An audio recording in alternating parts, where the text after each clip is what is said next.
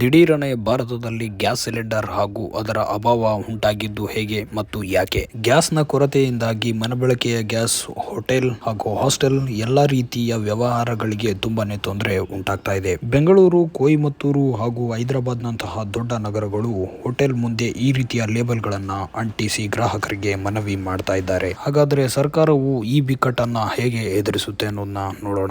LPG gas ಭಾರತದ ಪ್ರಾಥಮಿಕ ಉರಿಯುವ ಇಂಧನವಾಗಿದೆ. ಭಾರತವು ಸುಮಾರು 60% ಗ್ಯಾಸ್ ಅನ್ನ ಗಲ್ಫ್ ರಾಷ್ಟ್ರಗಳಿಂದ ಭಾರತಕ್ಕೆ ಆಮದನ್ನ ಮಾಡಿಕೊಳ್ಳಲಾಗುತ್ತೆ. ಪ್ರತಿ ವರ್ಷ ಭಾರತವು ಸುಮಾರು 31.3 ಮಿಲಿಯನ್ ಟನ್ಸ್ ನಷ್ಟು ಗ್ಯಾಸ್ ಅನ್ನ ಎವ್ರಿ ಇಯರ್ ಕನ್ಸ್ಯೂಮ್ ಮಾಡುತ್ತೆ. ಅದರಲ್ಲಿ ಸುಮಾರು 87% ಮನೆ ಬಳಕೆಗೆ ಈ ಗ್ಯಾಸ್ ಅನ್ನ ಉಪಯೋಗಿಸಲಾಗುತ್ತೆ. ನರೇಂದ್ರ ಮೋದಿ ನೀಡಿದ ಉಜ್ವಲ ಸ್ಕೀಮ್ ಇದರ ಪ್ರಮಾಣವನ್ನು ಇನ್ನೂ ಹೆಚ್ಚು ಮಾಡುತ್ತೆ. ಈ ಎಲ್ಲಾ ಸಮಸ್ಯೆಗಳಿಗೆ ಕಾರಣ USA ಹಾಗೂ ಇರಾನ್ನ ಯುದ್ಧ.